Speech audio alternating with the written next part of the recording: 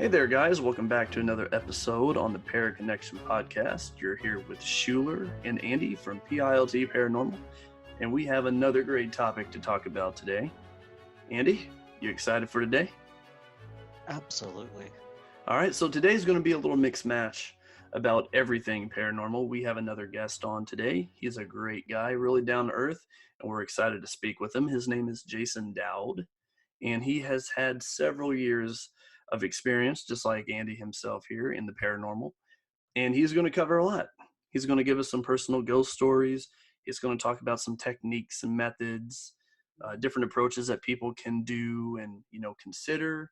He's got all sorts of different, approaches about do's and don'ts. I mean, just a whole bunch of stuff. And also some things that he's dealing with right now, along with the topic of haunted dolls and haunted possessions. So objects, all that good stuff.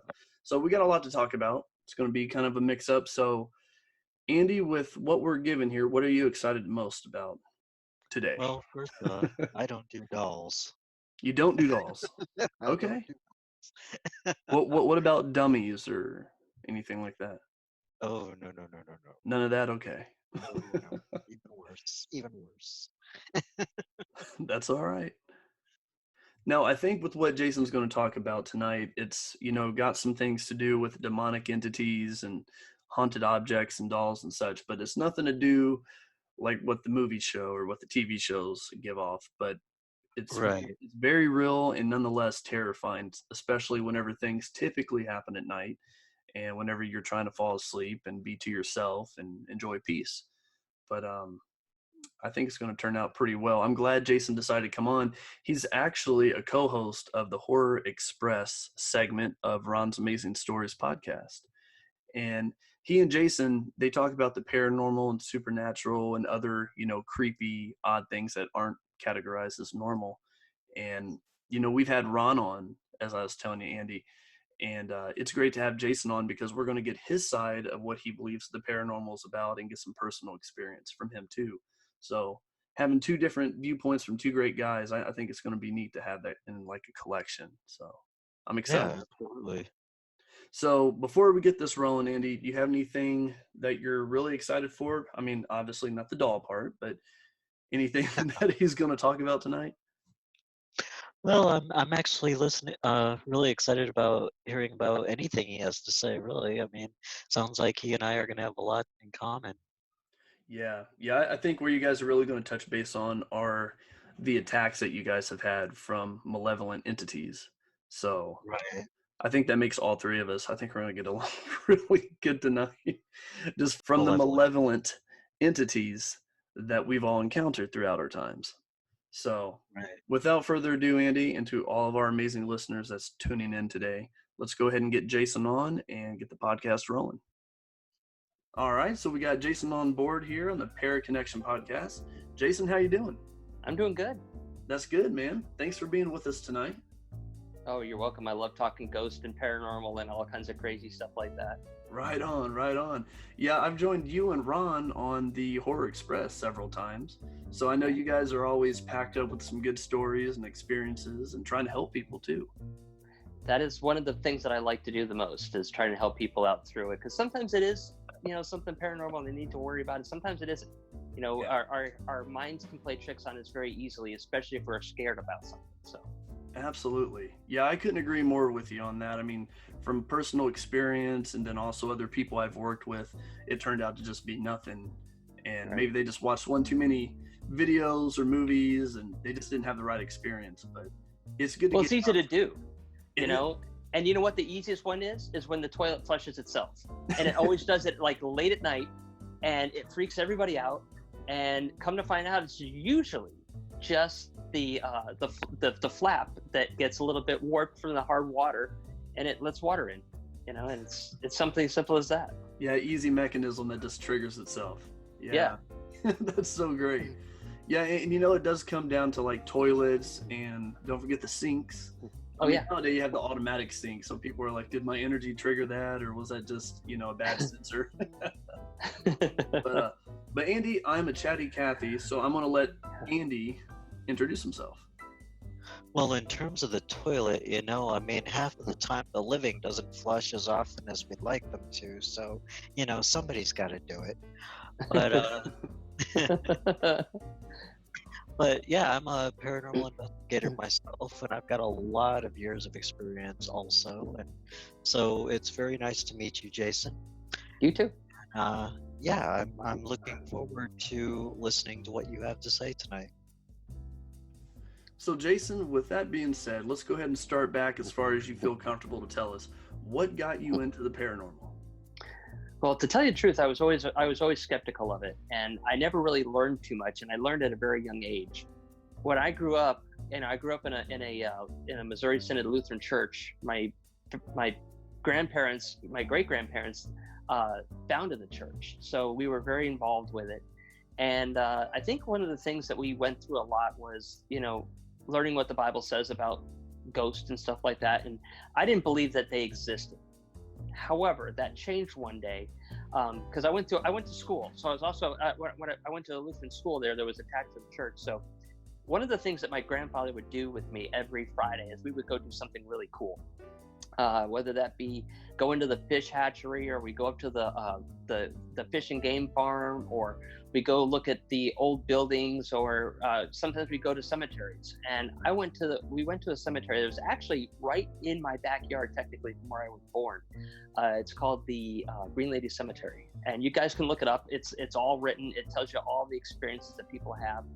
And we used to go up there and do gravestone rubbings.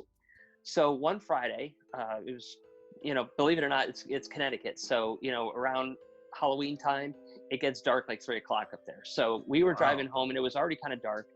And it was really just a cold, nasty night, and it was easy to have your senses play tricks on you.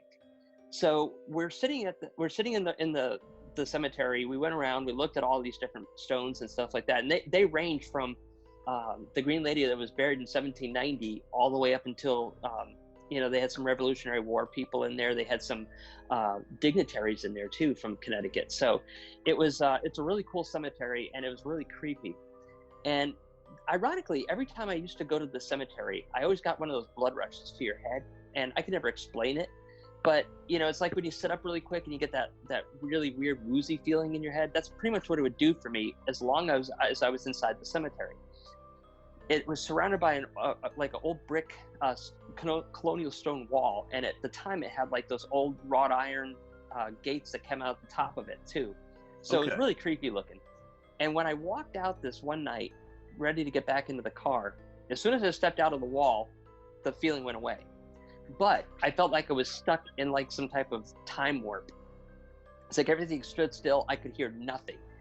And I turned around, and there was the Green Lady Cemetery. There was the Green Lady coming out of the stone. I just saw this big green mist come up, and she turned into like a period-looking female, basically late 1700s, early 1800s. And she walked around, wasn't touching the ground at all, just walking around, looking at her feet, very nonchalant. And then when she got around to the stone on one side, she just stopped and stared at me. And I'm sitting there looking at this ghost. I'm like, I don't believe what's happening. She pointed her finger at me, and then she walked up to the wall. And when she got to the wall, she couldn't do anything, and then just disappeared. And then everything came right back to where it was. And I swear, I was, I asked my grandfather, I said, did you see this? He goes, I didn't see anything. Now, I don't know if he did or not, or he was the type of person that would deny that kind of stuff. So I don't know if I was crazy, or if I saw what I really saw. So I went to my school the next day and started asking questions from the pastors that were there, and they didn't want to talk to me about it. And then I talked to the teachers, and I was told that if I continued to do this and talk to other kids about it, I was going to be expelled. Like, okay, no problem. I won't say anything. And for the longest time, that was my first experience, and I never had an answer for it. However, in 1996, I went back up to see my grandparents. And when I was there, of course, we went back to the cemetery. But I saw a book about a haunting in Connecticut, all the Connecticut hauntings and different places to go see and experience. And one of them was the Green Lady. And, it was the first time I got answers. And because this is obviously still before the internet and how big it is now. So if anything was up there, it's very small and rudimentary, if anything. But there it was. And my story matched so many other people's stories throughout the years. Now, at the time when I saw this ghost, I was probably 6 or 7, maybe. I'm not 100% sure, but I was pretty close to that age. Okay. And I should have known that. You know, nobody talked about the lore. I just knew that it was a haunted cemetery, but I never heard of what the ghost actually did or said. So to have that back up knowledge of what I experienced was extremely important to me. And it made me feel like I wasn't nuts, because for so many years I thought it was nuts. And then throughout the years too, I started seeing other ghosts and other ghosts and other ghosts and all these different things happening. And I was like, you know what? I'm just going to embrace this. I'm going to learn about it, and I'm going to try to help other people that were in the same situation that I was, because I didn't want them to say that they were crazy, because they probably weren't. So that's kind of how it started. Wow, Jason. Talk about some good detail, man. That's something else. You know, and I've talked to a lot of people just in this past year, and they had the opportunities and, you know, the whole thing of growing up with the paranormal. I didn't get involved in it or have any experience until I was 17. You know, I was a junior in high school. But for you to be that young and to have that type of experience, that's something else. Especially not looking for it, not going into it, knowing what it is. It just kind of happened. And then next thing you know, you're on this path, and now you're helping people. Yeah, I try to help as many people as I can. And I didn't realize until I was older. In fact, I was in my 30s. I kind of knew something was weird, because I always kind of saw things before they would happen. Yeah. I never listened to it, of course, and I probably would have saved myself a lot of bodily damage along the way from doing dumb stuff when I was told not to do it, but I did it anyways. And I saw a lot of things. I saw a lot of I could touch people, and I would get all these visions and stuff from them. And so I started realizing that I was borderline psychic, and I think that's one of the reasons why I was able to talk to so many ghosts and see so many ghosts along the way. So that was kind of a neat experience that I learned. And I had my first demonic experience when I was in high school, just starting high school. I was kind of in my 8th grade year. And that was definitely something interesting for me, myself. And, you know, I actually got beat up by this thing. It beat up some of my friends. And, you know, we could talk about that a little bit more later. But those were some of my more profound experiences. And again, something I did not go looking for. It just showed up. And ironically, it showed up in a very influential time in my life. So, you know, I've been surrounded by this stuff my whole life. Wow, Jason. Yeah, so it's more of like a calling card for you. You know, it's not just a hobby. It's obviously a passion at this point, but it's something you just kind of grew into. And that's really unique. You know, and you talking about the story of the green lady in the cemetery, it reminded me of my experience at Central State Hospital in Indianapolis, Indiana. And the place that I was at, there's a courtyard in the center of the premises. It's 148 acres. It's an old mental institution, closed down in 1994, opened in 1848. And there's a big courtyard in the middle of the land. And there was one night, there was 4 investigators, including myself. We decided to stop in the middle of the courtyard, just kind of look out. We read some stories before we investigated about there being possible murders in the courtyard itself being haunted. We mainly visited the buildings, but we never did the courtyard. So we decided to, you know, check it out, get a little sketch of everything. Long story short, I saw a woman in white, which is the story that I talked with Ron. And she came out of some bushes on the right-hand side of the courtyard. And probably 2 years later, after they started doing deconstruction, we found out after they ripped up some trees in the bushes, where this woman in white came from, there was a concrete slab. Like there used to be a building or some type of structure there. But back to the story, that's where she was coming from, was that concrete slab. So she came out of the bushes. She just kind of appeared like cigarette smoke, formed into a woman with long black hair down to the middle of her back. She was in like a gown, kind of like what a patient would have, or like a robe. She had no feet, so she hovered. Her hands were completely down to her sides, and she looked straight forward. And straight in front of her is probably like maybe 5 feet away from where she came from. There was a tree. So she floated, looking straight forward. She was pale. She didn't have any facial features. You could tell where her nose, mouth, and eyes should have been, but there was no detail. and she went straight to the tree. As soon as she hit the tree, she evaporated like cigarette smoke yet once again. And the thing that gives me cold chills is talking about it with your story, Jason, is when she appeared, everything went deaf. Everything Yeah. slowed down. The only thing that didn't slow down was her and the tree leaves moving in the wind. It was summertime. It was mildly warm. It wasn't cold. But as soon as she disappeared, everything else came back to normal. My ears popped. The sounds came back. And out of the four of us, only myself and one of my investigators that was on the left of me saw this woman in white, allegedly. And it was just so surreal, man. So, yeah, I totally get it, where you're coming from with that. And it's just a whole nother experience. It is. It absolutely is. Andy, do you have anything to throw in for Jason here? Well, I remember one experience that I had when I was a teenager, and it was on Halloween night. I want to say around 96, 97. And there was a whole big group of us, and we were out trick-or-treating. And I lived about a block away from an elementary school.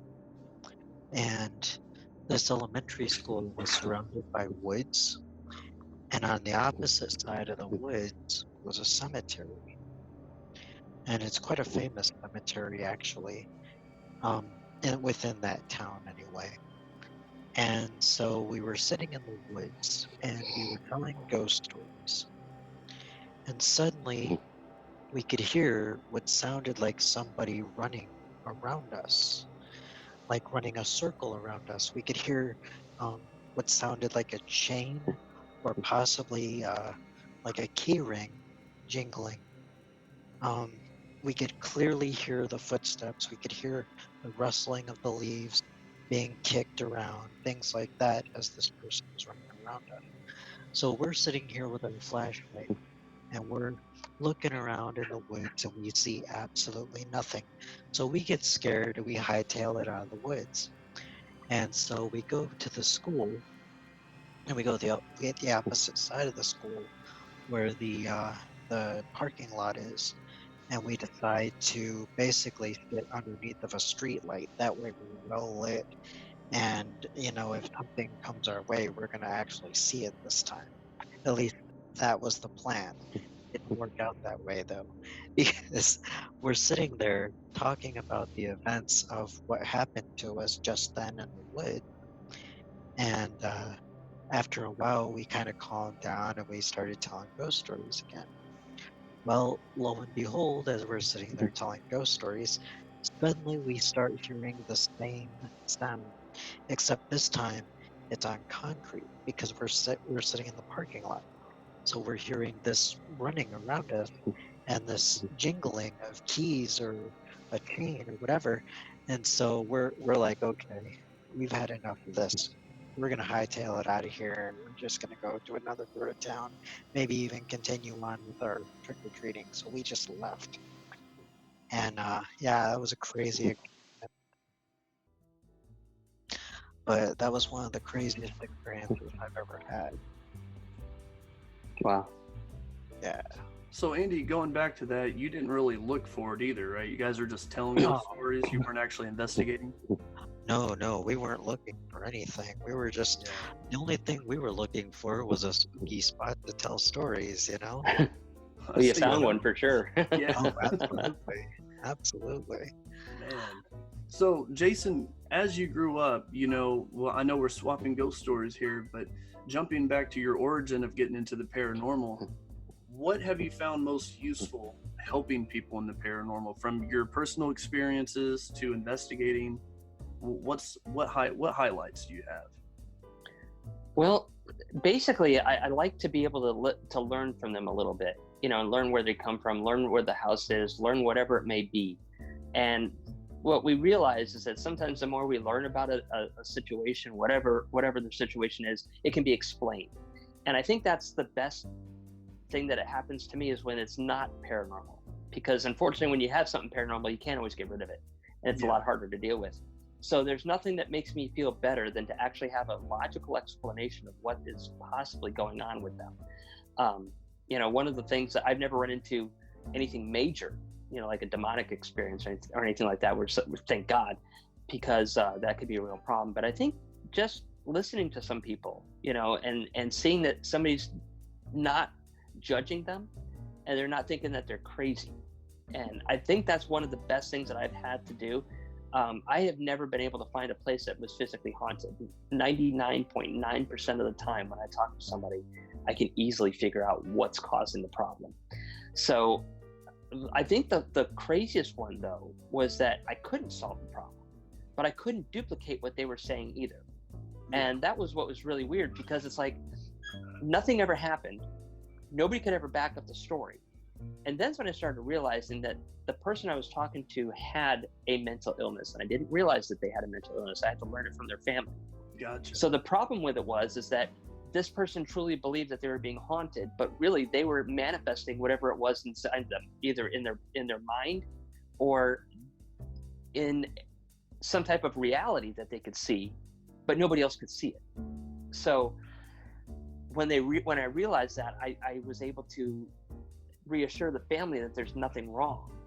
It's just something that this person was physically manifesting itself, either internally in their mind or externally in some way that it really wasn't affecting anything. It was just there, so it really wasn't a spirit at all. And I think that made the family feel better, because they were worried about their loved one, obviously, and I was worried about them too.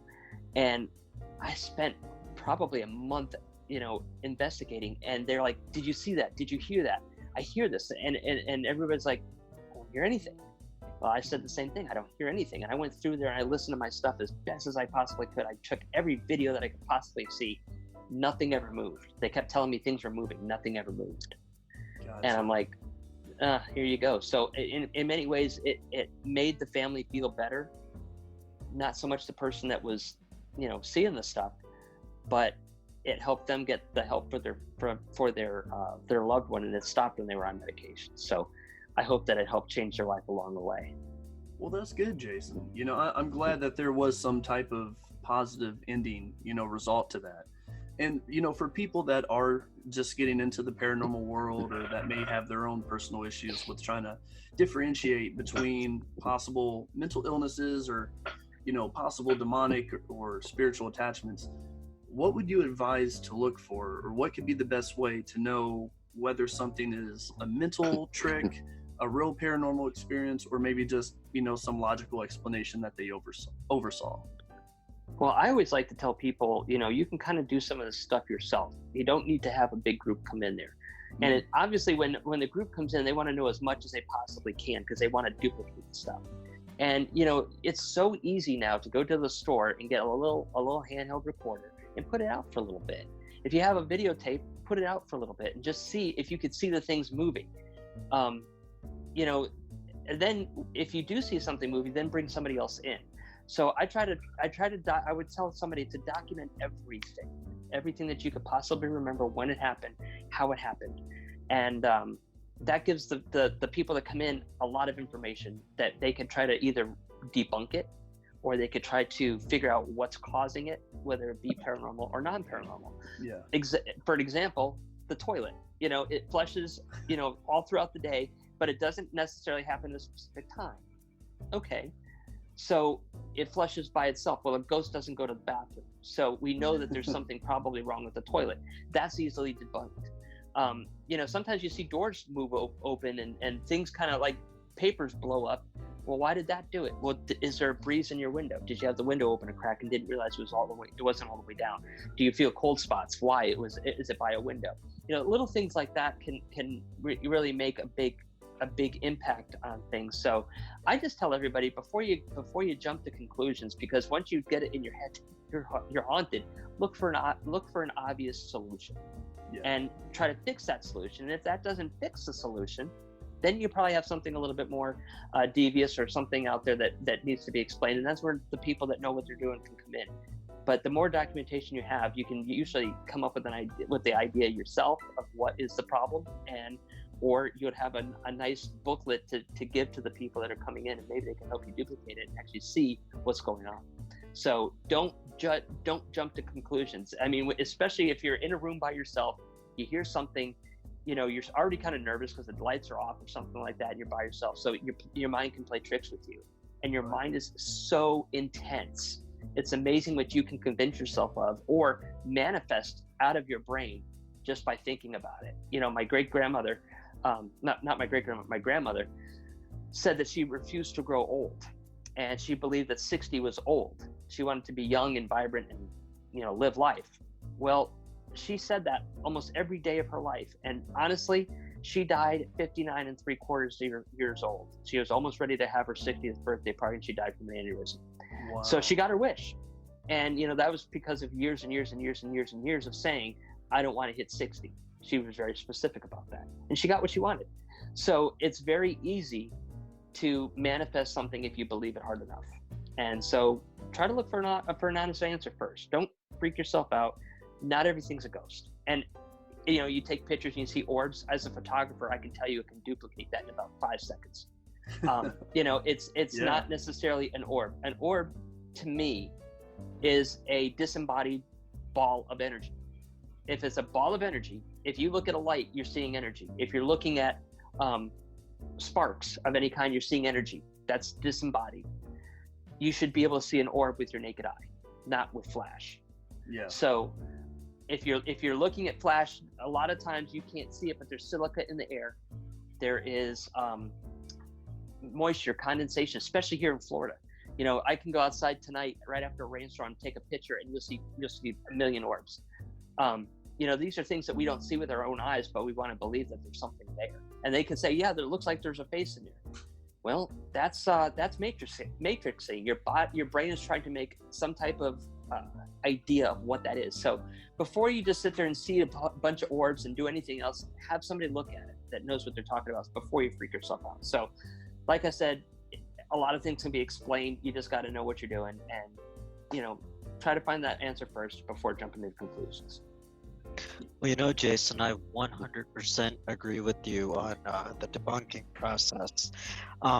For me, that's very, very important.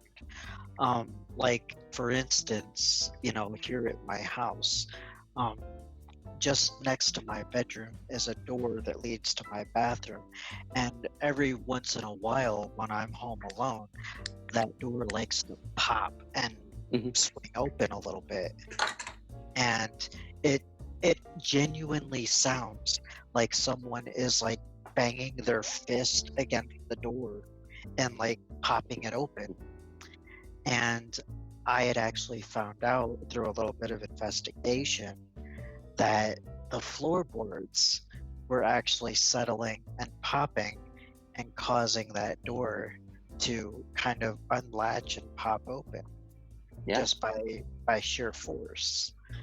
And that's what's causing that boom sound when it opens too. So debunking is very, very important, because 9 times out of 10 you're gonna come up with something completely rational. Right. So, and it's ironic because I have a door too that's the same thing. It was only 1 degree off 90, and that's all it took to put a little pressure on it and have it pop open once in a while. I mean, sometimes it's so forceful though, because sometimes it actually feels like, it sounds like a body being pushed up against the door, like somebody's like being thrown against the door with a lot of force. And it scares the crap out of me every time it happens, because it's so loud. But it happens, and it always seems to happen when I'm here by myself. So my family doesn't believe me. But I did some investigating on it. Now, I don't have to sit here and wonder, well, is my house haunted, or, whatever. So, but yeah, I mean, debunking goes a long, long way in terms of any investigation. So I 100% agree with you on that. Absolutely. Yeah, and I have to agree with Andy on that as well, Jason, because the breakdowns that you gave, they were wonderful and great, because those are things that, whether you're an investigator or someone that's just dealing with weird things that you're not used to, you have to keep that in mind. Because if you don't keep some type of logic thinking, you will fool yourself and also make yourself look like a fool. Yeah, that's true. thankfully on my team, we now have a full line skeptic. Like, I mean, he's open to believing, but he's completely skeptical. He's like, I don't believe that any of this is even possible. If I see it, I'll believe it. But until then, throw me in the darkest tunnel, throw me in the darkest crawl space. I'm not afraid. So It's good to have him on to put him in the scary places, but also he keeps us logical too, because that whole idiometer effect, you can trick yourself, like you said, and you kind of get the creeps and the EBGBs. But when you have someone there like Schuler, I know you've been here before, or you haven't been here, it's a little dark, but check this out. I can do the same thing that just happened a minute ago. It's like, oh, okay, cool. So we kind of balance each other out. It's good to have that. So I'm glad you gave that breakdown, Jason, because it's so true. And I think one of the biggest things when it comes to something like that is when people want to believe that it's their loved one there. That's the hardest to get rid of out of their mind, that it's really nothing, because they want to believe that their loved one is there with them and trying to give them a sign. And It's like, oh, those are tough, because you don't want to break the heart. But when you tell them that there's nothing there, they get really defensive and they get really upset. Yeah. And the best thing that I can always tell somebody in that type of situation, it's like, I believe that my loved ones are here too with me. I just don't believe that they're here necessarily giving me a sign or manifesting themselves in a spirit form or anything like that. I don't need it, because I have them right here in my heart, and they know that.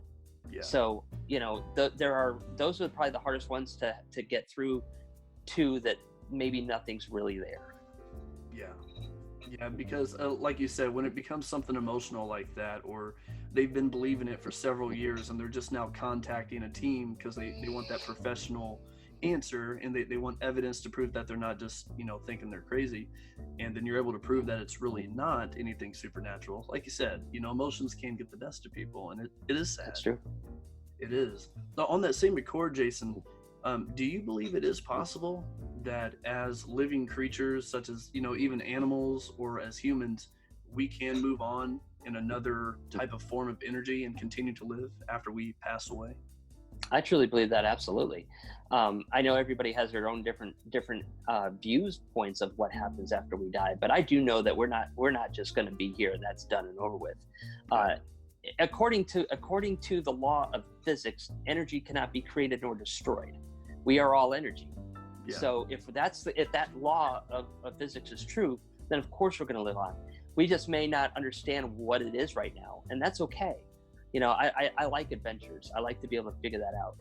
But I actually had passed away a while ago, not for very long. Oh wow! But I did see the other side, and I personally that made me not scared of dying at all. Now nothing scares me at all, and it was because I had a fit when I was in the car, and I actually cooked myself to death. And I couldn't move my arms or my legs. So I was sitting in a hot car. It was probably about 120 degrees, 130 degrees with no air, and it cooked me. And I came back, luckily, but I saw everything. And, I truly believe that the Bible's actually the truth because of what I saw. Now, everybody keeps saying, well, you weren't technically dead, because they didn't need to get your heart beating again or anything like that. So it was probably just a dream of yours. Well, it was a dream that was more realistic than I've ever had in my life. And I'll tell you that when I wanted to stay. And my family that I saw over there said, you're not ready to be here yet. You need to go home. And they kept pushing me down. And I finally went out this door, and I woke up outside my car. And it was the most surreal thing I've ever seen. There's no way I could have gotten out of that car either, because I had the keys. I locked it from the outside, because when you turn on the car, it locks from the inside. The windows weren't broken, and nobody knew I was there. So how did I end up outside the car with the door still locked and the keys in the ignition? I don't know. So that was kind of like one of my weirdest situations. And then that I actually physically lived with. And probably the closest explanation I had to what happens on the other side of on the other side when we die. Wow, Jason. I mean, there's so many questions I have, but I'm going to try to slow down with it because, I mean, honestly, you're the first person that I've ever actually spoken to in real life that's had that near-death, actually passing away, coming back experience. Of course, I've seen the books, read some of the books. There's movies on it, whatnot, and documentaries. But I guess my first question for you would be, when we do pass away, from your experience here and your beliefs, do you believe that we pass on in a form of intelligence? It's not just like we break off into a tree or we have that reincarnation effect. It is of intelligence. Do you believe? Absolutely, I believe it. Okay. You know, because when I was over there, I was no different than I was here. And I could see everything, and I could, you know, there were animals and they were talking, and you know, everything was just the way it was supposed to be, you know. And over here, when we're on Earth, we do have a lot of separations. You know, for instance, you know, not everybody speaks the same language, but over there you can understand everything. You know everybody. There's no hate. There's no want. There's no hurt. There's no nothing. And what an incredible feeling that is. That's what life should be. Yeah, Jason, I couldn't agree more with you on that, man. You're giving me cold chills talking about this. I'm really feeling the vibes about that, man. And you know, it's got me wondering more of, I guess, what do you, from your personal aspect here, what do you think the whole purpose of being on this earth is compared to getting to the next part of what we call life? I think just an experience. We're here to help somebody along the way. We're here to grow as a species, and we're trying to do the right thing. And I do believe that we have one shot at it. I don't believe that we come back. I do believe that we are a ghost, and therefore I still see ghosts. But I don't necessarily believe that. See, I have a conflict between of where it says that ghosts exist and that there is the Bible's version where you don't come back unless God wants you to come back. So I do have a conflict with that a little bit, and with what I've seen here, and I have my own theories about that. But I believe that we're here to help go through life, make the best that we can in the best way that we can for everything around us, no matter what it is. I do know for a fact that we are all intertwined somehow, some way. So everything that we do impacts somebody or something in some way. And the more negative we have, the more negative experiences we have back on us, and vice versa. So I think it's to do what the envision of what I believe God is and what He would want us to do on earth, to then eventually get to heaven on earth. And I think that's the best way I can pretty much explain it. But I do know that when you get there, it is the most incredible thing I've ever seen in my life, and I don't ever want to come back here. Hell is earth right now. If I could explain hell without the fire and brimstone, we're living in hell right now. Wow. Yeah, you're not the first one to, you know, share that thought with me, and I honestly believe that too. At least this is purgatory. This is limbo. It's a middle, you know, because it's of the flesh and physical. But, you know, for you to have that experience, to have this comparison, I'm not going to go against that one bit, because I see all this evil that happens every day, you know, whether it's at work, whether it's at the grocery store, you know, or within my own family and friends. It's just unbelievable how there can be so much love at one point in time, and then it just turns around and then everyone's hateful. And that's true. Before I throw this over to Andy, because I know he's got to be crawling with questions at this point, I want to throw one more to you, Jason. Sure. And I'm going to tie this back in with the whole belief of moving on from this realm to the next. Do you feel like it's more of a development type of thing? I mean, that's kind of what you're grasping at. This stage of living is a development not only for ourselves, but like you said, to impact other people, to help them develop. And then by the time it comes to move on to the next, we'll call it dimension or transformation, that's where it's really going to decide, you know, what our next place is. Whether it's a negative field or a positive, which is known as heaven and hell. But I don't know, do you feel like, I know you said there's a conflict with it too, about moving between, you know, going to heaven and coming back. Do you feel that we would have that free will to come back and speak with loved ones that are still of the physical world? Or I believe that God is a compassionate God. And I do know that we are in probably the worst times I've ever seen here on earth. And with that, God says that if we need our family, they will be there for us, and they're there waiting for us with Him. So I believe that, yes, He will let us come through, but I think it has to be a real situation, you know, a real serious situation. Now, on the other hand, you got good and evil. This entire world is a conflict of good and evil. we have to balance that evil with us. And I know from taking my own pictures, people are really scared about the bad side, because I put a lot of dark into it. I'm like, but you have to balance it. Too much good is not good, because it gets you complacent. It gets you to take things for granted. It builds up egos. It builds up things that you just don't expect because everything's good, but everybody else sees it. Now, the bad keeps us in check. So it makes us appreciate what we have, and it makes us realize and be stronger in our fight for other things, but it also keeps us humble. So I believe that we are here to do God's work, whatever that may be. And I try to live my life as an example of what God would want to see on earth. So I want to be that example to show people that God exists, and treat people the way that they need to be treated, no matter how bad they are, no matter how nasty they are. And that's not easy. That's where the good and bad comes up here. So the bad keeps us in check because we don't take things for granted anymore. It gives us strength for the fight that we have ahead of us, and it balances our lives, and that's very important. And I notice that people that seem to have a problem either which way either have too much good or they have too much bad. So you got to balance it out. And we always try to wipe out the bad, because who wants to deal with anything bad? Nobody wants to deal with anything bad. So we try to shove it down in the corner and just forget about it. That's the worst thing we can do with life. I truly believe that. Now, to get us through some of those bads, yes, I do believe that God allows us to have our family members or somebody that can help us, comfort us through those times. But here's the thing that really gets to me about the ability to come back as a human. The Bible says, not as a human, but as a ghost, the Bible says that once we're dead, we are dead. And there's only been certain times where God has allowed a family member to talk, or a friend to talk with somebody in the living. Now, the devil, on the other hand, his entire mission is to bring us with him, if you're into the Christian religion. And to do that, he can do anything that he possibly can to convince us that God doesn't exist, to doubt the Bible, and basically bring us with him. And that's where the bad comes in. That's where we start to doubt, does God really exist? God wouldn't let us put through this. God wouldn't allow a baby that's six hours old to pass away. So that's where we start doubting all this stuff.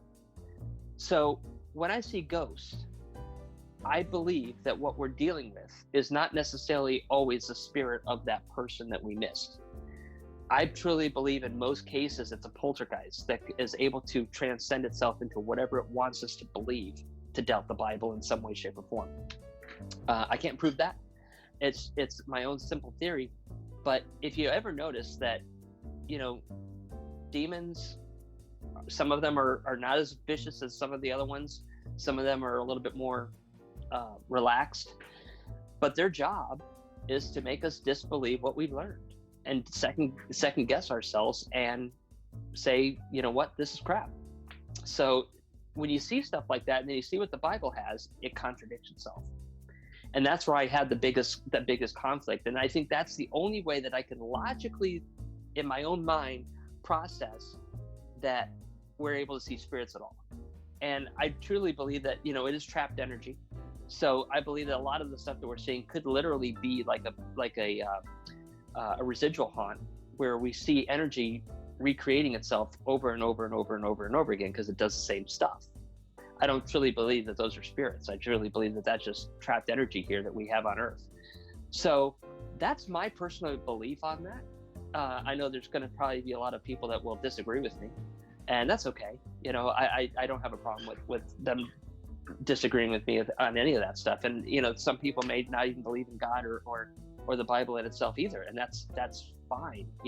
I do, and I'm going to try to live my life as God would want me to, and hope that I can show you that God exists through me. And if that changes one person's life for the better, then that's all I could ask. And I will treat everybody the way that they need to be treated. I don't judge people. I love everybody. I try to help everybody that I possibly can. And I think that's all that we can ask for. And I've gone through a lot of terrible things in my life, a lot of terrible things. And every time it seems like it's really bad, there's always the light on the other side. And that's God's grace giving me the chance to realize I just went through something amazing. I'm stronger, and now I can help somebody else out that's going through the same problem and comfort them along the way. Jason, those are remarkable words. And I tell you, I personally agree with you completely. And you're so right. There are going to be people that disagree. I mean, I've worked with people, I have people on the team that have completely different views and beliefs. But ultimately, I think everyone can meet in the middle to having a goal of understanding what life is. Or if Right. there's even a supernatural paranormal world on the other side. Because one fact that we all can't deny is we all, even animals and other living creatures and plants, we all die. We all pass away. We won't be on this earth forever. So what's the harm of trying to understand what may come next?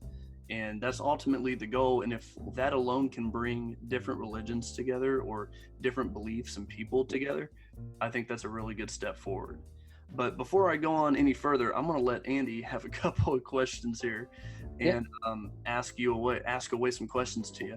Ever since your story about passing away temporarily to the point of why you believe we're here on Earth and, you know, what can happen after. Go ahead, Andy. Well, to be honest with you, I've been sitting here trying to think of a question, and every time I come up with one, Jason kind of covers it with what he says. It's not a bad thing. I'm not really sure that I have any questions per se, but I will say that for the most part, I mean, on a very large scale, I do agree with you. I mean, there are some points where I'm not 100% sure, but you know, there are a lot of things I do agree with you on, such as the balance between good and bad.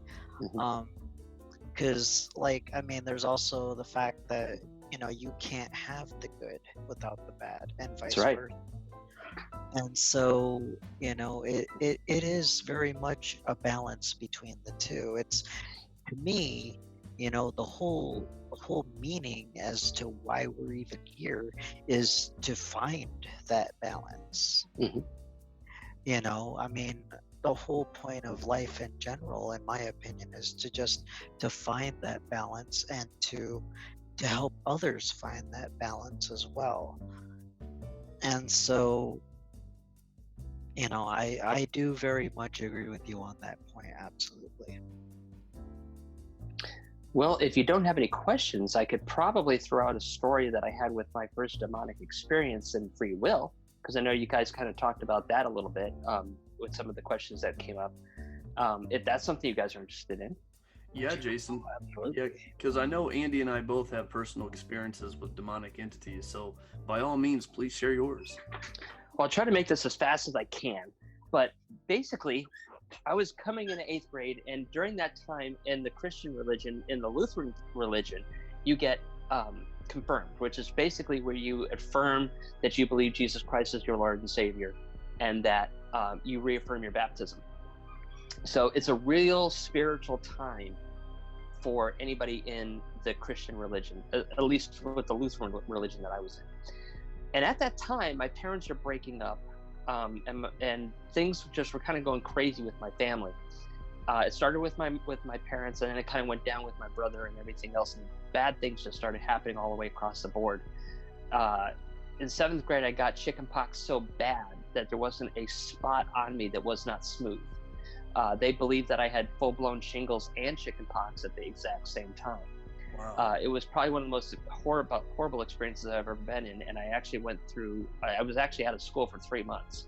It was my friends that brought me my school books to be able to, keep up with schoolwork and graduate with my class. So that time was a really, really rough time, and I saw things happening that shouldn't have happened, and it bothered me.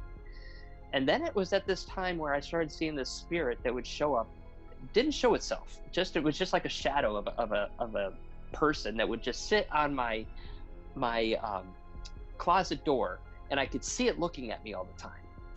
And once in a while, you'd see eyes, and it was just an overwhelming feeling of despair, hate, anything bad that you can think of in your head, and put it into one object, and that's pretty much what this thing was doing. And it did it to me every night. I didn't get much sleep. It was tough. I was going through the classes. I was working, getting into high school. I was really drained at that point in time. And that's when it really started showing up. Then it started showing itself to me and trying to get me to do things that I didn't want to do. And I'm like, no, I don't want to do this. Why am I listening to you? Now, it wasn't physically saying it. It was like putting it in my head, but I could tell it was coming from this specific little shadow.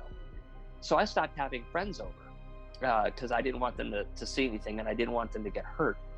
And one night, it literally picked me up by my throat, held me up against the bed, choked me to just about the point where I was about ready to pass out, and it let me down. That next morning, I woke up with a big, huge hand mark around my neck, and I woke up with scratch marks down my chest and on my back. And I was trying to hide it from my parents, and they saw some of it. So what I did is I went to school in the dead of summer, or before summer, wearing a turtleneck shirt and a long sleeve shirt. People didn't understand why I was doing it, but I was doing it to hide it because I did not want them to think that my parents were doing this to me. And unfortunately, we had gymnastics, a gym. So what I had to do is I had to dress out. That was even harder. So I did that for a couple of days until it went away, and then things started getting a little bit better. I was pretty much sure that whatever this thing was, it was gone. So then I brought my friend over, and I have a friend that's in 8th grade. He was a big guy. He was probably 230 pounds, and it was all muscle. And he could have played sports. He was extremely strong, 6'2" already. I mean, he was big. And we're sitting there talking, watching TV, and here comes the shadow. He goes, "Dude, what are you doing with that? How are you doing that shadow thing?" I'm like, "I'm not doing it. Just ignore it." He goes, No. That doesn't make any sense. Why is this thing sitting here? It's dark. We just have the TV on. I'm like, just forget about it, man. Just don't leave it alone. Now, there's no way I could do this. I was 112 pounds himself, and said, "I'm going home. I'm never coming over here again." And he never did. And so then's when I decided no more of this. So throughout the time, I started waking up with like letters carved into my chest. I have had an M, a U, a D, a couple other things, and it was really irritated. So again, I wore shirts. I never went shirtless throughout that time. And then the other weird thing is that when I was coming in one day, my brother had come running out of my room.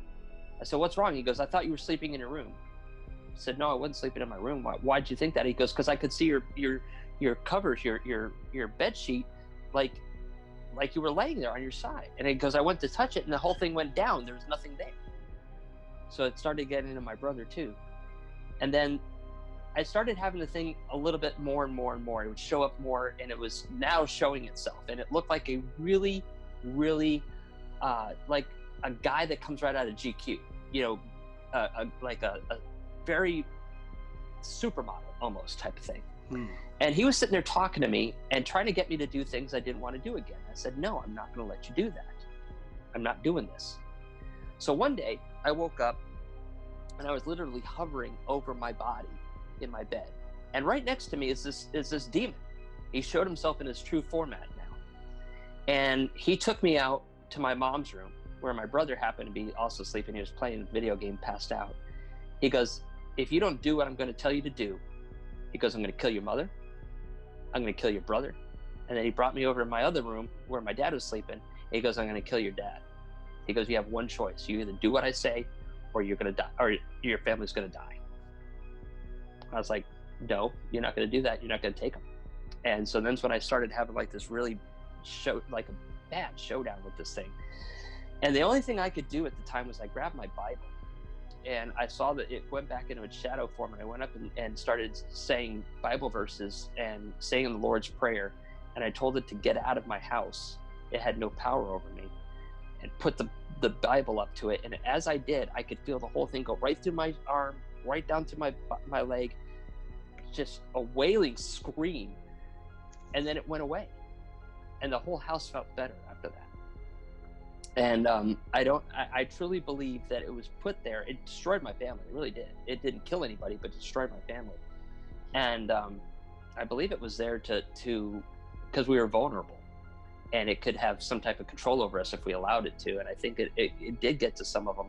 It did get to some of my family, and that's what I regret to this day.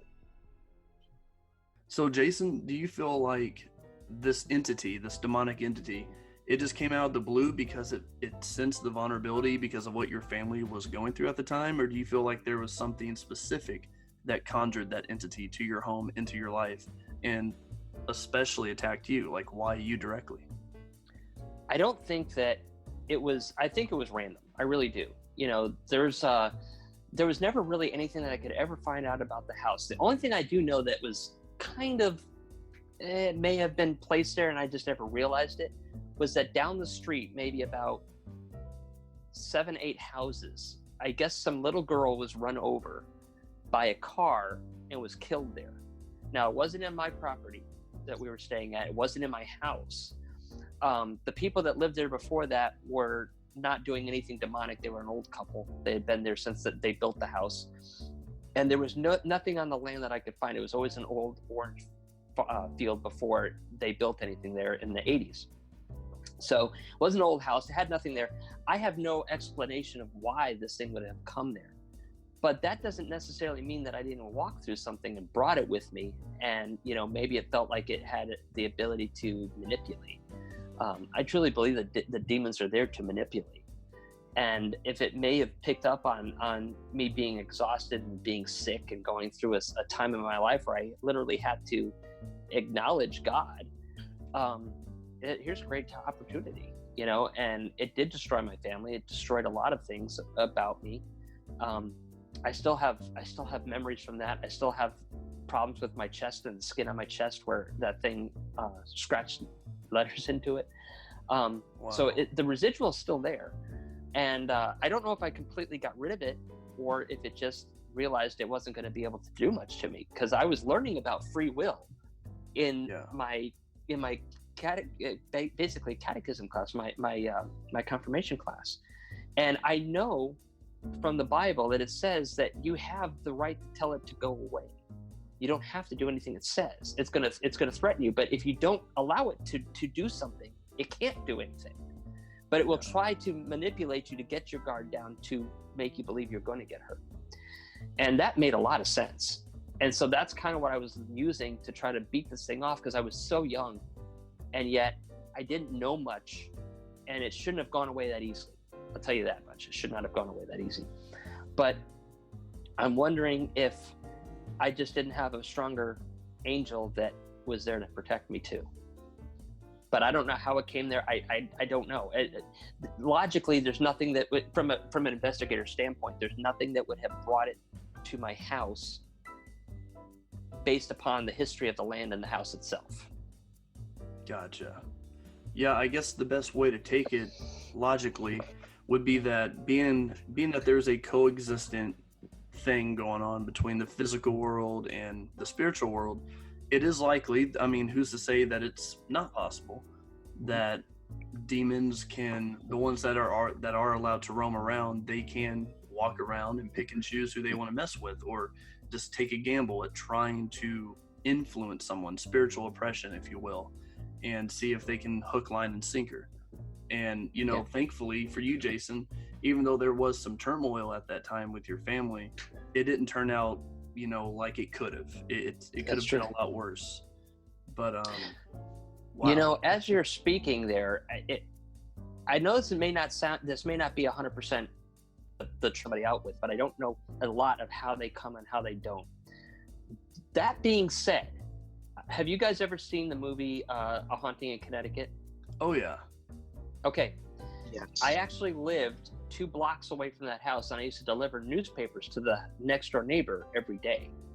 And I'll tell you, I had a weird connection to that house when I used to drive by it on my bicycle, and it would make, you know, the hair stand up on my neck. There was so much activity in that house, and it was so violent that it actually made the front page news. I don't know if it's possible, but if picked it up from going by that house every day.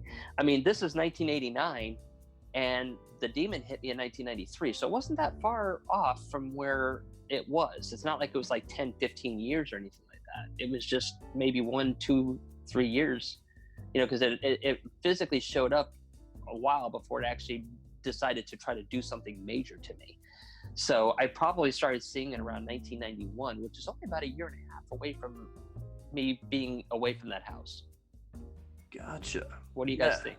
Yeah, I mean, I believe that demons can lie dormant too, Jason. I mean, there's been plenty of cases that I've talked to people where they haven't had anything happen, for a good amount of time, and then randomly out of nowhere, things start happening. And the biggest theory that I've always been told and that I've read about is we have a time period on this earth. We have a time limit. Spirits, especially demons, do not. Right. I mean, they do have a time period about the whole, end of the world and judgment day, but they have more physical time than we do. They don't have to go to work. They don't have to worry about getting sick or paying a bill.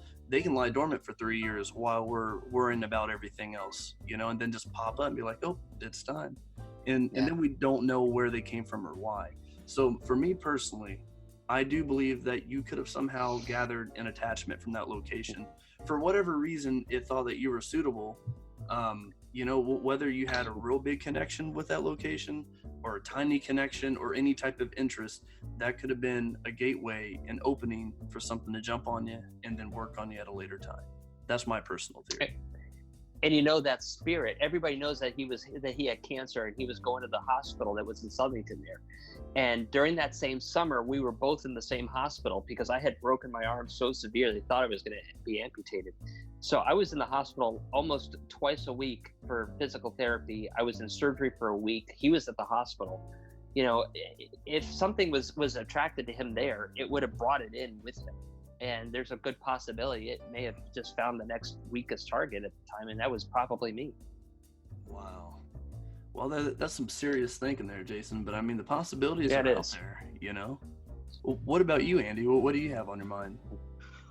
Well, to be honest, I mean, like, in my opinion, when it comes to that particular location, like the woman who was involved in the haunting in Connecticut story, she actually claimed also that when she went to look at the house, it called to her. Yeah, I know that feeling. Yeah, and so, and I've had a lot of people have that same claim about many different haunted houses. And so I don't doubt that one bit that you felt that pull. And I don't really feel that demons really pick and choose anyone.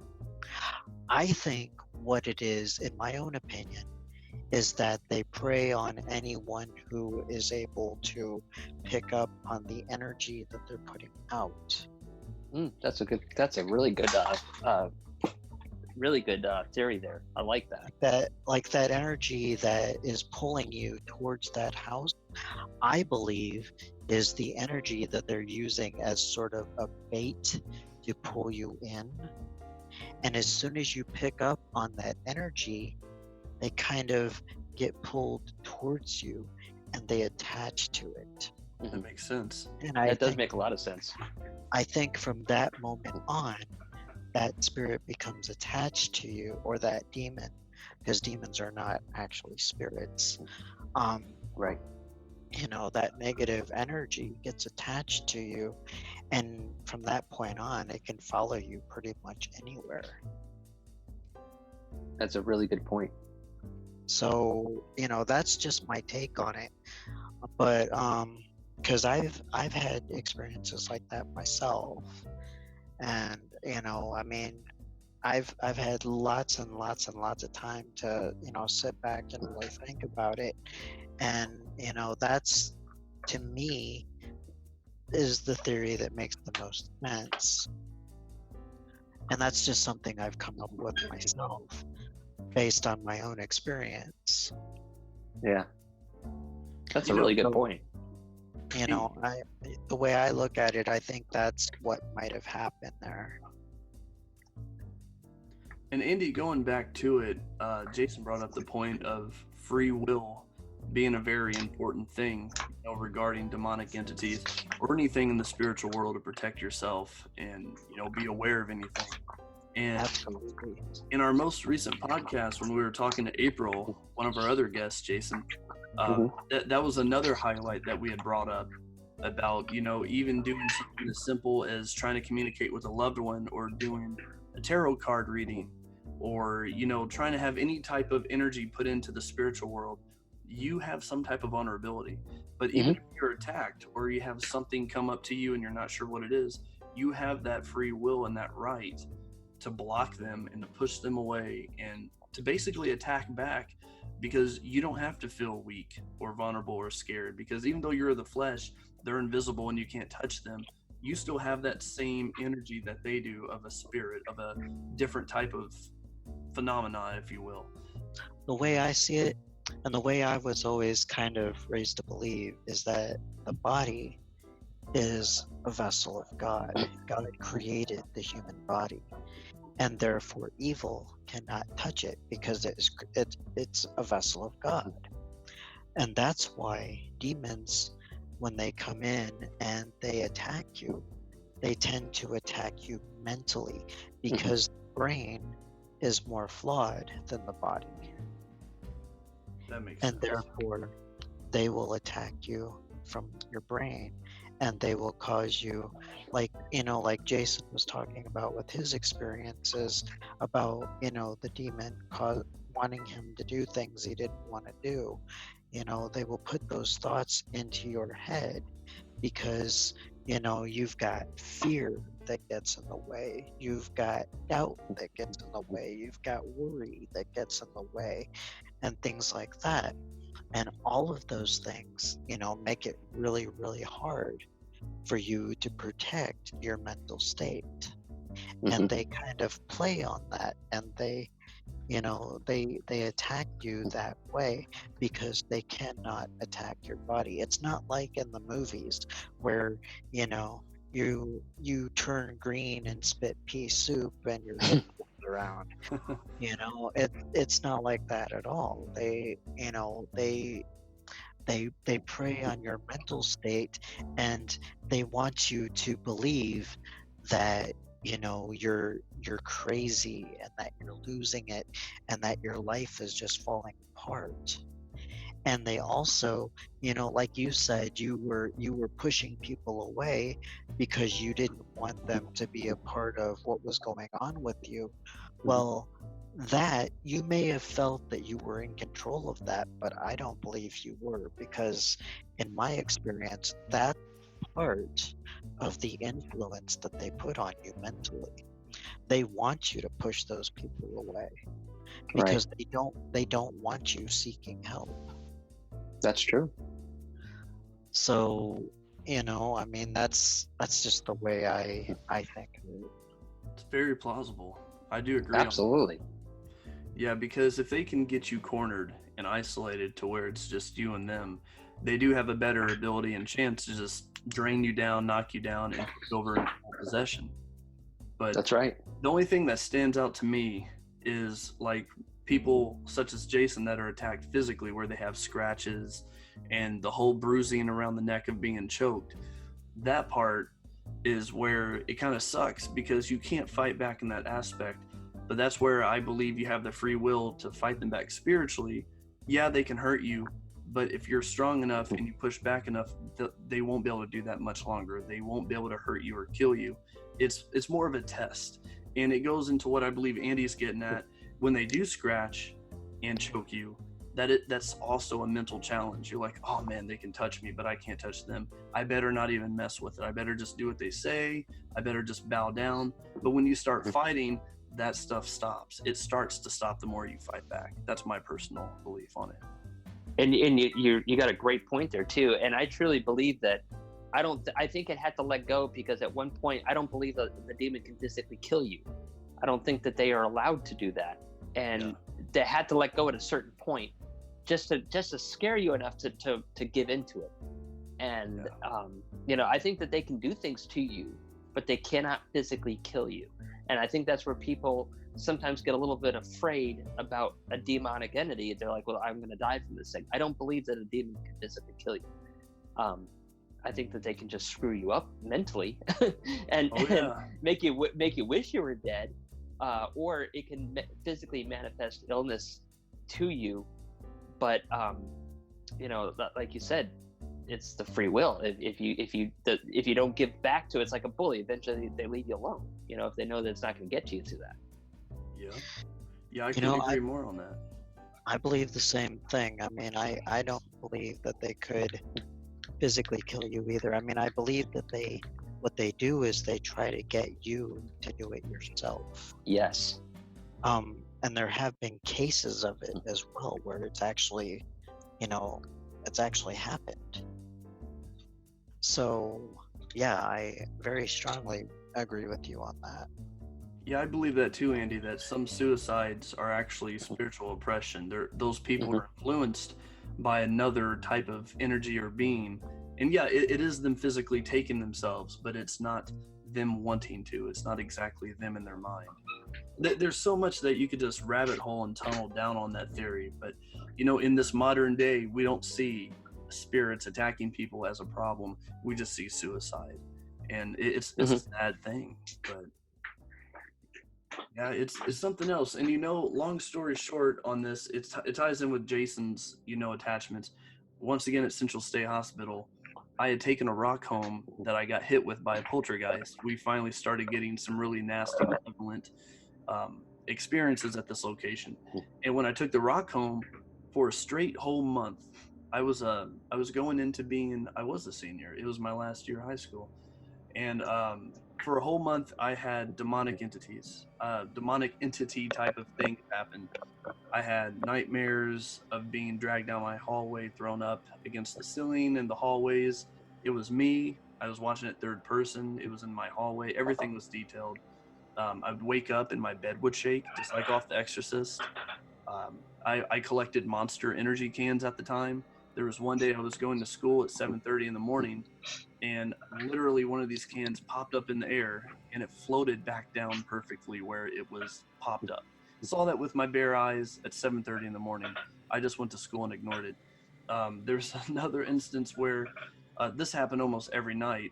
It sounded like somebody was taking their fingers and they were flicking these cans. So as I was going to sleep, whatever this thing was, it was flicking the cans to keep me awake. Well, I would start praying. I would command it to stop. It would stop, but it would still happen almost every night. So it was a temporary fix. Throughout this month, I felt like throwing up every day, every night. As long as I was awake, I felt like vomiting, but I never did vomit. It got to the point where I went to my physical medicinal doctor twice, and he could only diagnose me with anxiety and stress. He couldn't give me medications. He couldn't find anything of my body that was sick. I didn't know what to do. And I was a paranormal investigator at the time, but I was still, very, very new to it, an amateur, to say the least. And after I went to the doctor the second time, it just sprung into my head. I'm like, wait a minute. I took something home from that one investigation. I took things home. I have papers, but I especially have that rock when I got hit by that entity. I saw this rock lift up in midair by nothing, and it flew over and hit me in my foot. It didn't hurt, so I thought it was friendly, but I took it. Another story for another time, but what I did to finish this, Jason, and it did resolve the issue. I took all the papers back. I took all the souvenirs I took from this location, especially that little rock, and I took it back, and I placed it at this location, and I said a prayer, and I said, whatever this thing is, you need to get away from me. You need to stay away from me in the name of the Lord and my God, my Creator. You're not welcome to be with me. Here's your stuff. You have to stay here. That same night, it stopped. For a whole month, that happened. All I had to do was return that stuff, and I was good. So I understand. I believe it. I understand, man, and it is just a whole nother world to have attachments and things mess with you and be malevolent about it. Whatever this thing was for me and you, it didn't want to be a friend. It didn't want to talk. It didn't need companionship. It just wanted to make our life a living hell, and it got enjoyment off of that. And it sucks. But you learn from it, and I hope this podcast, I hope our experiences, help other people. It's obviously helped me, and you too, Jason. And I wish we could learn things like this a little differently, but we know it now, and hopefully we can help other people and make things a little easier for others. But yeah, it's a whole nother world out there, literally. I tell you. But Jason, it looks like we're coming up to the time, sadly, for this podcast to end. But I can't even begin to thank you enough for everything that you have shared with us tonight, your opinions, and just everything. Because for me, my mind has been blown, and new doors have opened for me to think about things. What about you, Andy? Well, I'm glad I was able to help you guys out. And I hope some of my stuff helped out any of your listeners too. It's very important. But the best thing I can leave you guys with is don't ever think you're insane. You know, there's somebody out there that can help you, and those people are willing to do it for usually nothing. So, you know, reach out if you feel like you're this. Don't make yourself feel like you are losing your mind. There are people that can help you. Absolutely. Yeah, for anyone listening out there, like Jason said, you know, it is good to have people like us to talk to and to help. And Jason, just like you, we help people for free. You know, we're a nonprofit. You know, we're a community organization. So we love to help people for free and just to meet people and, you know, get some history and see new places. And it's nice to see the faces of these people whenever you're like, you're not crazy. And even if it's not what you think it is, we're still here to help and not judge you. We're here to figure this out with you. So it's great. Right. And I'm glad you're the same way. Now, Jason, before you go, if people want to ask you questions or reach out to you or, you know, get some more information, where can they reach you at? What outlets do you have? Well, I have a bunch of websites. I have my art website, which is imaginationartstudios.com. You can write me there. You can also go to my Facebook page. It's just look under Jason Dowd. You can go to any of my social media. You can reach out to me there. But if you really want to have an email and you want to reach me some way through a direct email at sales@dowdstudios.com. That's DOWDSTUDIOS.com. Comes right to me. So if you have any questions or anything like that I can help you with, I'd be happy to do that. Sweet. Right on, Jason. Well, I'm glad people can reach out to you and you're open to helping them out and getting some more information out there and everything like that. And, you know, it's always good for people to be able to communicate and kind of share ideas and get that help, because there's really not a 911 phone call out there, you know, when it relates to paranormal activity, even if it's not a paranormal case. So people like us, we can be the difference for some other people that aren't too familiar with how to approach it. That's right. I mean, it's not like we can call the Ghostbusters or nothing. You know what I mean? That would have been cool to have a hotline like that. But that would be really cool. I tell you, if they ever figure out how to make that proton pack, man, that would be great, because we could really fight then. Oh, I would be so playing with that thing if we had one of those, or one of those little catchers that they used to roll down and hit the button and they would just suck the thing into that. That was awesome. Yeah, and study that ectoplasm energy so we can finally understand, you know, the physical to the spiritual. And I would have to have a Slimer sidekick. Slimer was the best. That'd be cool. That'd be really cool. I hope they're domesticated. You know, I hope you're able to find a way to train it up a little bit. Because if not, I don't know if I'd be too happy with that, Jason. Andy, do you have anything for Jason before we sadly put it into the podcast? I really don't have anything else to cover, to be honest. Okay, fair enough. Jason, I must say this much. I would personally love to have you back on to speak some more theories, and if you have any more stories, you know, we can go another hour or two and, you know, share that as well. Absolutely. I got lots of stories. So, I mean, we could always have something to fill for sure. Great. Yeah, October is coming up, you know, 2019's Halloween, so maybe we can fit something in next month and go from there. Yeah, we could do that. I'd love to come back on. All right. Well, Jason, thanks for being on, man. And, you know, we'll talk to you next time. And until then, stay frosty. Well, Andy, I don't know about you, but talking with Jason was pretty refreshing. And, man, like I said earlier, it opened up some new doors for me. I'm telling you. I mean, seriously, like the whole near-death experience type of thing, or, you know, basically him passing away. That one really opened up my mind. I mean, talking to someone one-on-one in real life, it's a lot more different than watching a movie about it or reading a book. I mean, what do you think about everything? Oh, absolutely. I agree with you on that. Those types of experiences are actually a lot more common than we believe or we think. It's just that a lot of times we come back from it and can't remember. Gotcha. So, it's something that's very, very common.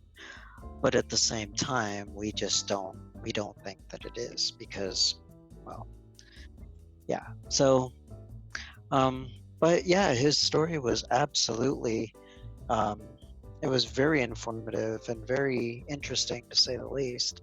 I mean, he's had a lot of amazing experiences because, I was going through this thinking that I had a lot in common with this guy, and then all of a sudden he started talking about his near-death experiences and things like that, and I'm like, wow, like this guy is totally on a completely different level here. So it really blew me away. Yeah, and I think tying in with that too, Andy, what really had me for a loop is poor Jason, he didn't even ask for it. He didn't go looking for it. He was just born, Right. and things just kind of magnetized to him. And then next thing he knows, he's in this passion. He's in this career of learning the paranormal, dealing with the paranormal, and then obviously helping people with the paranormal. And like you said, it's not always paranormal. It's not always supernatural or, scary or freaky or anything, but either way, sometimes it is, sometimes it's not, and he's prepared for that, and that's what he's been dealing with, and it seems like he's doing pretty good with it. Well, But yeah. I do believe that the majority of us who do come into the paranormal, we don't at first we don't generally go looking for it. I mean, a lot of times it's based on just random experiences that we've had as people, and then all of a sudden we get curious about what the heck just happened to me. And so it strikes our curiosity, we read about it, we start experimenting, and next thing we know, we're in the field. And for the most part, I think that's how it happens. I don't think that everyone who gets into the field is really going out to look for it. Yeah, no, I totally agree with that. And a vast majority of the people I've had on the team or that's worked with the team, they haven't looked for it. They just had random experiences as more often as a child, and things just kind of happen. But like I've shared with other people, and I'm sharing with you and all of our listeners, Andy, it's for me, it never happened when I was a child. The most I ever had was an imaginary friend, and that could have been a spirit. I to this point, not to get into the story, this is for another time, but I feel like it was some type of spirit, and more so of a malevolent spirit. Like I said, it's for another time, but other than that, I've never had any weird experiences. I've never seen, heard, felt, smelled anything weird that I can remember. It wasn't until I was in high school, a 17-year-old, and I watched Ghost Adventures, and then my friends and I got the idea to test the TV show, see how real it is, and look for local haunted locations in Indiana. And here I am. So I'm one of the few, I guess, that went out looking for it. And I guess that kind of makes me a lunatic, but I'm not in that 90%, 95% that just had it happen randomly. I literally had to go looking for it. So I kind of had a boring life, but at the same time, with the things I've experienced, I kind of wish I could go back to that boring life. It's like, man. Well, I think that happened to you because you were more open to it at that time. You know what I mean? I mean, like you said, you were watching Ghost Adventures, and you were thinking about the paranormal and things like that at that time. It was starting to become a part of your life, gradually and very tiny ways. But the more paranormal becomes a part of your life, the more open to it you're going to become. Yeah. So No. with that in mind, though, you were opening up your mind to the idea of the paranormal, and I think that's why you had your experience. Yeah, I completely agree with you on that, Andy. And I mean, I know I say I wish I could go back to that boring life, but I mean, all in all, it's a passion now. And I am thankful for the experiences I have and to be able to help the people that I've helped. So, like you said, all the little bits that's led up to where I'm at now, it's happened for a reason, and I am more open than I've ever been to the spirit world. And I think about the spirit world and what happens after this world a lot more than I ever have. So, it's most definitely something I don't want to backtrack on. I want to keep going forward with it. So, Absolutely. well, to all of our listeners out there, you guys know the original run through. If you want to contact us, if you'd like to get on the podcast, check out some information, see any updates that we have, go to Google, type in PILT Paranormal. You'll find our Facebook, Instagram, YouTube, podcast, all that good stuff, all the outlets that we're attached to and everything. And we're pretty easy to get a hold of, Send an email, text, or call, and Andy and I be here. All right. Well, you know what? Thank you guys for listening, and do stay tuned for our next episode because we're going to have plenty more topics and hopefully plenty more guests. But until that time, stay frosty, and we'll talk to you then.